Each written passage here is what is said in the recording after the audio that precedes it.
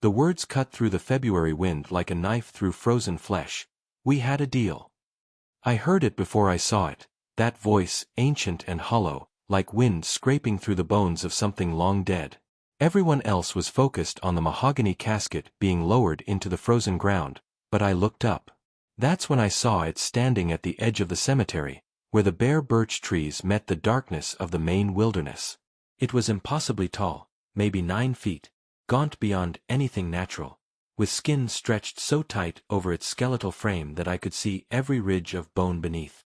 Its eyes glowed with a sickly yellow light, and when it spoke again, frost formed on the tombstones around us.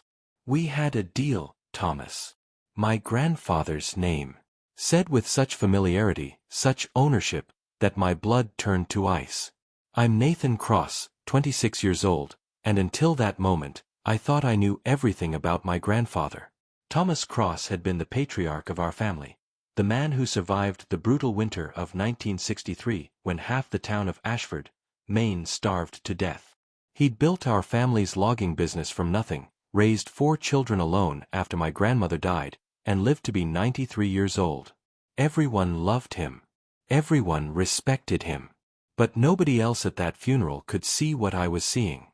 The creature took a step forward, its movements jerky and unnatural, like a puppet with half its strings cut. The temperature dropped so fast that my breath came out in thick clouds. My mother stood beside me, clutching a tissue, oblivious. My Uncle Dan had his arm around his daughter. 40 people, all dressed in black, all mourning, and not one of them noticed the monster 20 yards away. "I can see you," I whispered, not meaning to speak aloud. Its head snapped toward me with a sound like breaking branches. Those yellow eyes fixed on mine, and I felt something crawl through my mind, cold, ancient, hungry. Then it smiled, revealing teeth like broken glass. "The boy sees," it said, and the words seemed to come from everywhere at once. "Good. Then the boy can pay." "Nathan." My mother touched my arm. "Honey, are you okay? You look pale." I couldn't tear my eyes away from the creature. It was walking now, slowly circling the funeral, studying each face. When it passed my Uncle Dan, it paused, tilted its head, then moved on. It dismissed my cousins with barely a glance. But when it reached me again, it stopped. "3 generations," it whispered. "I gave Thomas 3 generations of prosperity. His children lived. His grandchildren thrived. The deal is complete." It leaned closer, and I could smell decay and winter and something worse, the scent of desperate hunger that could never be satisfied. "Now I collect what was promised." The pastor was reading Psalm 23, his voice carrying across the frozen cemetery. "Though I walk through the valley of the shadow of death." Everyone's heads were bowed. No one was looking at me. No one saw me trembling. "What deal?" I forced the words out. "What did he promise you?" The creature's smile widened impossibly. "Ask him yourself. He left you a letter. He knew you would be the one to see me. The bloodline is strong in you." It reached out one skeletal hand, fingers too long, too sharp. "Read the letter, Nathan Cross. Then decide if you will honor his debt, or if I will simply take what I'm owed." "What are you?" "I am the price of survival," it said. "I am what your grandfather chose when he had nothing left to choose. And now." It breathed out, and the cold stabbed into my lungs like ice picks. "Now I am here for payment." Then it was gone. Not walking away, just gone, like it had never existed. The temperature returned to normal. My mother was still talking to me, but I hadn't heard a word. The casket had reached the bottom of the grave. People were dropping roses onto the polished wood. My grandfather was being buried, and all I could think about was that thing in the woods, and its terrible words. "We had a deal." That night, I couldn't sleep. I kept seeing those yellow eyes, kept hearing that hollow voice. My parents' house, my grandfather's old house, felt different now, full of shadows that moved wrong. At 2 a.m., I went downstairs to the study where Grandpa Thomas had spent his final years, supposedly organizing his papers and writing his memoirs. The desk was neat, organized with the precision I'd always associated with him. But there, in the center, was a leather journal I'd never seen before. On top of it, a sealed envelope with my name written in his shaky handwriting. My hands trembled as I opened it. Nathan, it read. If you're reading this, then you saw it at my funeral. I'm sorry, boy. So goddamn sorry. You inherited my sight, the ability to see what others can't. Your grandmother had it too. It's a curse disguised as a gift. The creature you saw is real. Its name is Meskwaki, and 60 years ago, I made a deal with it that saved our entire family. Now that I'm dead, the deal comes due. In this journal, I've written everything. The truth about the winter of 1963, about how we really survived, about what I promised. You need to read it. You need to understand. And then, God help you, you need to decide what to do. The creature will come for you again. It always collects. I love you, Nathan. I'm so sorry I left you with this burden. But you're strong. Stronger than I ever was. Whatever you decide, I'll understand. Your grandfather, Thomas. I opened the journal with shaking hands, and began to read the truth about the winter that almost destroyed us all. The journal's first entry was dated December 15, 1963. My grandfather's handwriting was younger then, stronger, but the desperation bled through every word. The roads are completely snowed in. It's been 3 weeks since the last supply truck made it through. Sarah is getting weaker, she hasn't eaten properly in days, giving her portions to the children. Danny is only 5, Margaret just 3, Robert still nursing. We've killed and eaten both chickens, the neighbor's dog that wandered over, even boiled leather from old boots. The other families in Ashford are the same or worse. The Hendersons' baby died yesterday. Just stopped breathing. Margaret cried when we told her. I'm watching my family starve to death, and there's nothing I can do. I sat in that dark study, the journal heavy in my hands, and kept reading. Entry after entry of desperation. The winter of 1963 had been catastrophic, a blizzard that started in November and didn't let up until March. Ashford was a small logging town, isolated, dependent on weekly supply trucks. When the roads became impassable, people began to die. December 23, Sarah collapsed today. She weighs maybe 90 pounds now. The children are crying from hunger, but there's nothing left. Nothing. I walked 6 miles into the woods looking for anything, a rabbit, a deer, even tree bark. Found nothing. The forest is dead silent. Even the animals have fled or frozen. I'm not a religious man, but tonight I prayed. I begged God for help. Only silence answered. December 24th, Christmas Eve. Margaret asked when Santa was coming.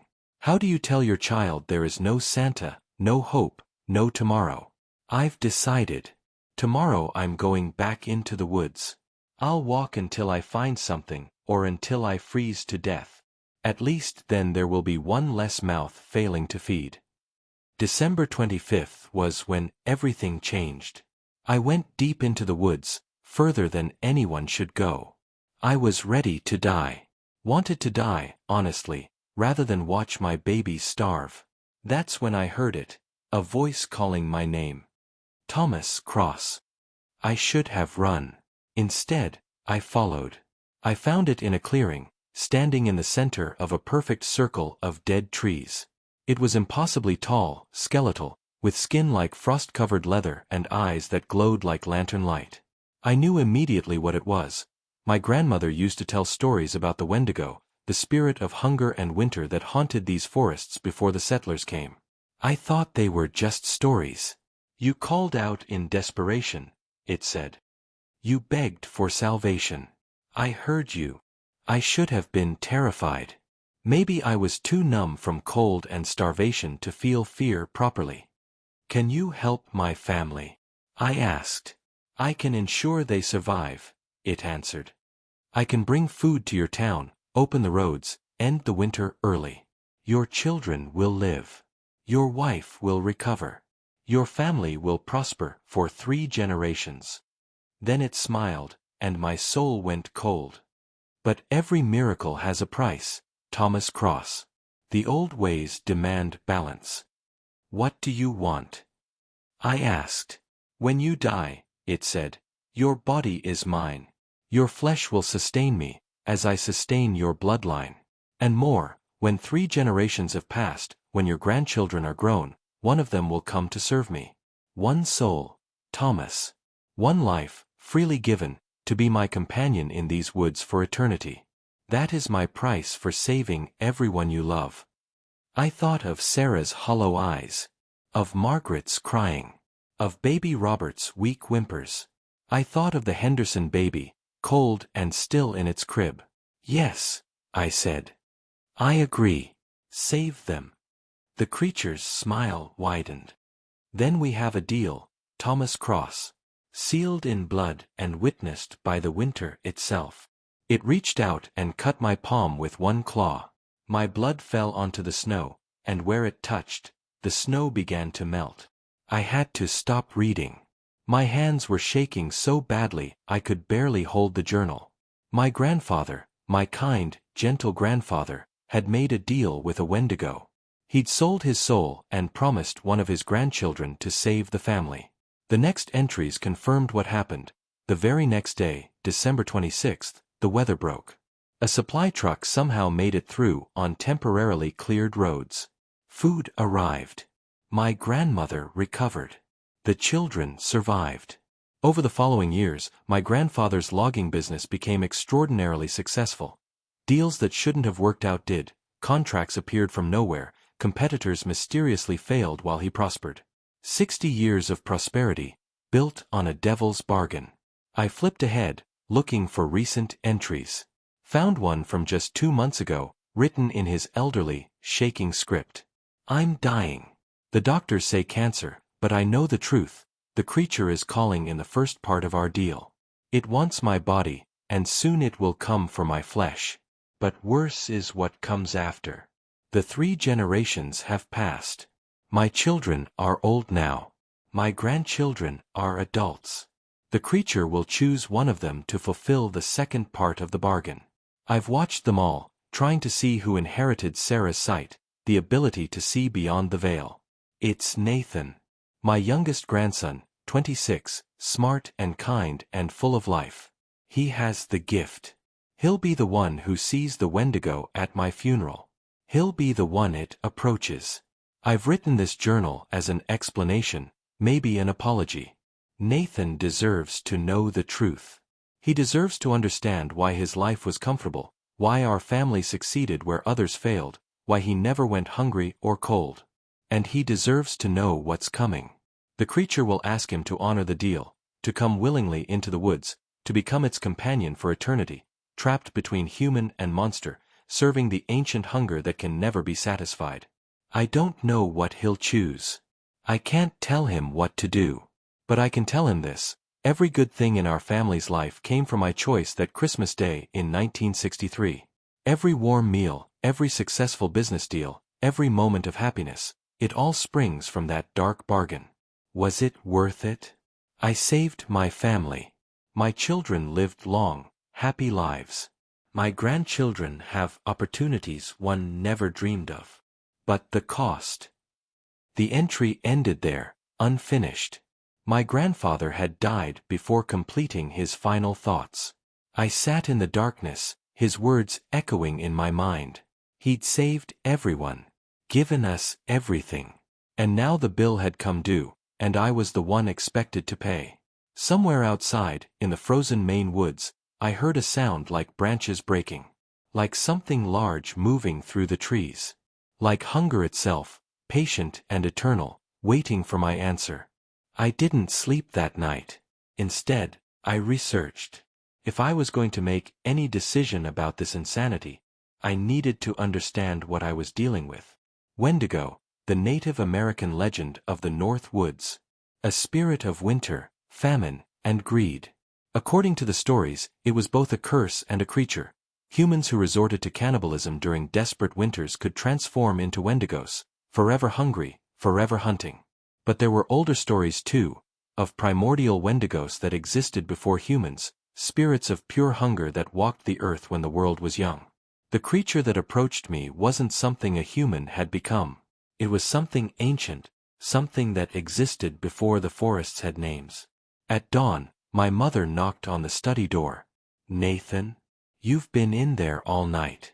Are you okay?" I wasn't okay. I'd never be okay again. But I opened the door and forced a smile. "Just going through Grandpa's things. There's a lot here." She looked concerned, the way mothers do. "You seemed so shaken yesterday at the funeral. I'm worried about you." If only she knew. If only anyone could see what I could see. "I'm fine, Mom. Just processing grief, I guess." After she left, I made a decision. I needed to talk to someone who might understand, someone who knew the old stories.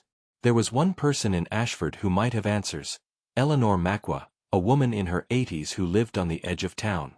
She was Penobscot, descended from the tribes who'd lived here long before settlers like my ancestors arrived. My grandfather had mentioned her once, saying she understood things most people didn't. I found her house by noon, a small, well-kept cabin with smoke rising from the chimney. She answered on the first knock, her dark eyes studying me with unsettling intensity. "You're Thomas Cross's grandson," she said. Not a question. "You saw it, didn't you? The Meskwaki." The fact that she knew its name made my stomach drop. "You know about it? Come in," she said. "We should talk before it's too late." Her cabin was warm, filled with the smell of sage and cedar. She made tea while I explained everything: the funeral, the creature, my grandfather's journal. She listened without interruption, her weathered face revealing nothing. When I finished, she was quiet for a long moment. Finally, she spoke. "Your grandfather came to me once, years ago. It was after your Uncle Dan's business almost failed, miraculously recovered at the last moment. Thomas was drunk, guilty, rambling about deals and prices. I understood enough to piece together the truth." She looked at me with something like pity. "The Meskwaki is older than my people's oldest stories. It exists in the space between starvation and survival, between desperation and relief. It feeds on human suffering, but it also prevents greater suffering, for a price." "He sold me," I said, the words bitter.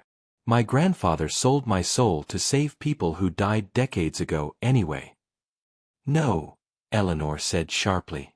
"He made an impossible choice in an impossible situation. Your grandmother would have died. Your uncle, your aunt, they would have starved as children. Your mother would never have been born. You wouldn't exist, Nathan. None of the good things in your life would exist. The creature keeps its bargains. It gave your family 60 years of prosperity. Now it expects payment. So I'm supposed to just, what? Walk into the woods and become some kind of monster? Spend eternity serving that thing? That's one option."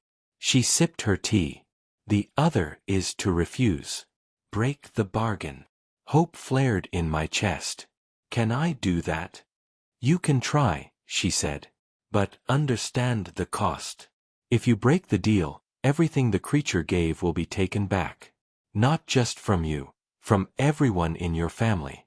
Your grandfather's business success will retroactively fail. Your mother's health, your uncle's recovery from that business crisis, every good thing that stemmed from that bargain. It all unravels. Probability itself reshapes around the broken deal. Some of your family members might die. Others might face ruin. The Meskwaki's gifts aren't just material, they're woven into the fabric of your family's fate." I felt sick. "That's not a choice. That's extortion." "It's balance," Eleanor said. "The old powers don't think like humans.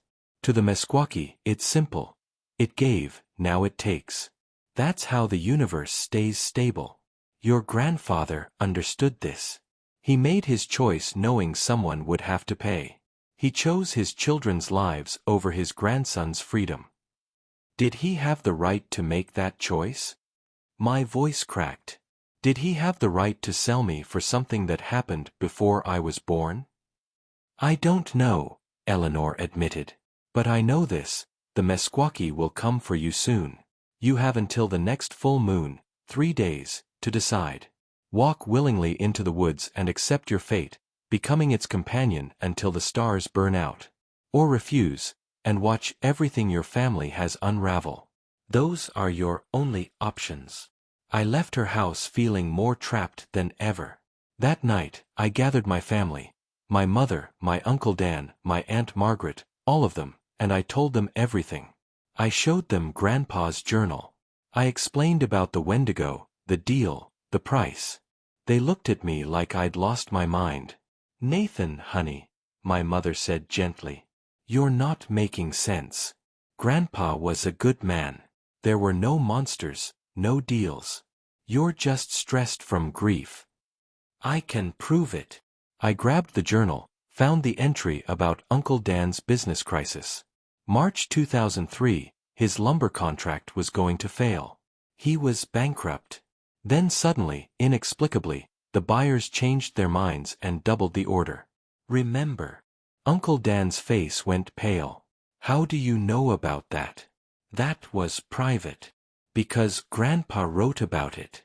Because it was the creature's doing. Everything good that's happened to this family for 60 years came from that deal, and now something has to be given back. I was shouting now, desperate for them to believe me. I'm the payment. Me. That thing is coming for me in 3 days. They tried to calm me down. Suggested therapy. Said I was having a breakdown. No matter what I said, they couldn't see what I saw. They couldn't understand. Only I could see the truth. And only I could decide what to do about it. That night, alone in my room, I heard it again, that voice like winter wind through dead trees. 2 days remain, Nathan Cross. Choose wisely. Choose selfishly, if you must. But choose. The full moon rose on the third night, and I stood at the edge of the forest where it had all begun, where my grandfather had walked in 1963, desperate and dying. I'd spent 3 days in agony, weighing 2 impossible choices. Let my family suffer for my freedom, or surrender myself to save them. But Eleanor had said something that stuck with me, the old powers don't think like humans. What if there was a third option she hadn't considered? I'm here, I called into the darkness. I'm ready to talk. The temperature plummeted. Ice formed on the trees around me. Then it emerged from the shadows, Meskwaki, the Wendigo, 9 feet of ancient hunger and winter death. Its yellow eyes fixed on me. You have decided, it asked. I have questions first. My voice was steadier than I felt. You said you gave my grandfather 3 generations of prosperity. His children lived. His grandchildren thrived. The deal is complete. Those were your exact words. The creature tilted its head. Yes. Then the deal is already fulfilled, I said. You gave what you promised. 3 generations prospered. My grandfather's children survived the winter and lived full lives. My generation has thrived. The bargain is complete. The second part remains, it said. 1 soul, to serve. No. I stepped forward, my heart hammering. That was your price for keeping the bargain. But my grandfather already paid that price. You said you wanted his body when he died, and you took it. I read what happened, the rapid cancer, the sudden decline. You consumed him slowly from the inside out for months before he finally died. You fed on his flesh, his pain, his dying. You already collected your payment. The creature was silent, its skeletal form utterly still. The 1 soul to serve forever was contingent on the 3 generations prospering, I continued. But you never specified that it had to be a grandchild. My grandfather served you. For 60 years, he carried the guilt of what he'd done. Every success of our family tortured him because he knew the price. Every happy moment was poisoned by the knowledge that someday, someone he loved would have to pay. You fed on his suffering for 6 decades. That's not nothing. That's not insignificant. He gave you his peace, his joy, his very sanity, and in the end, he gave you his body too. I pulled out my grandfather's journal and opened to the last page, where his final words were written. Nathan, if you're reading this, use my guilt. It's all I have left to give you. Thomas Cross served you for 60 years, I said. He was your companion in suffering, bound to you by guilt and fear from the moment he made the deal until the moment he died. The bargain specified, one soul, freely given, to be my companion in these woods for eternity. But it never said that soul had to start serving after his death. He started serving the moment he said yes. His entire life was your eternity, lived in the shadow of what he'd done, what he'd promised, what was coming. The Wendigo moved closer, and I forced myself not to run. You twist words, boy. You play games with ancient contracts. I'm honoring them, I shot back. My grandfather gave you everything you asked for. 3 generations prospered. 1 soul served. The balance is met. The deal is complete. You have no claim on me or my family. Not unless you're admitting you weren't satisfied with what you received, which would mean you broke the bargain first. The silence stretched. The forest held its breath. The creature's yellow eyes burned into mine, and I could feel it probing my mind, testing my resolve, looking for weakness. Then, impossibly, it laughed, a sound like ice cracking over deep water. Clever, it said. You are truly Thomas's blood. He made the deal to save his family. You twist its terms to save yourself. But you are correct. The creature stepped back. The bargain is fulfilled. Thomas Cross paid in full, with his joy, his peace, his health, and finally his body. I am satisfied. Relief crashed through me so intensely I almost collapsed. Then we're done? You're leaving.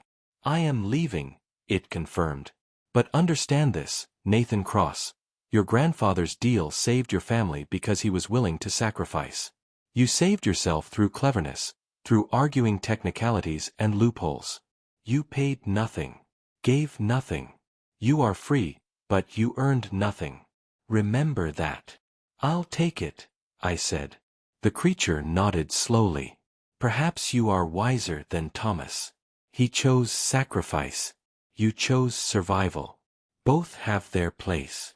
It began to fade, becoming translucent in the moonlight. The old powers are leaving this world, boy. We are no longer needed. But remember us.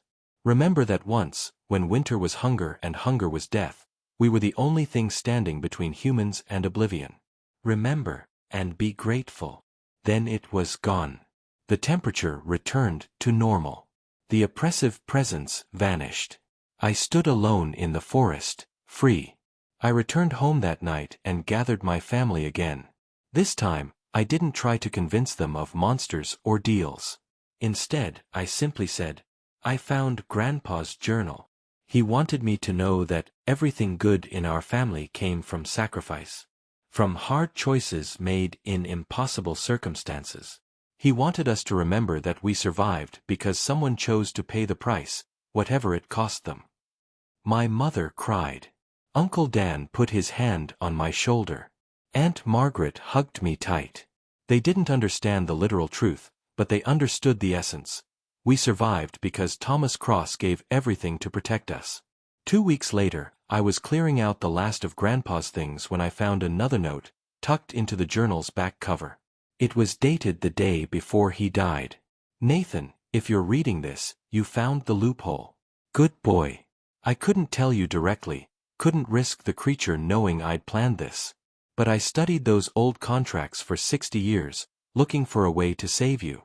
The words matter, boy. The exact words. 1 soul to serve could mean me if I served in torment rather than in presence. I gave it my guilt, my pain, my slow death. I gave everything I had so you wouldn't have to.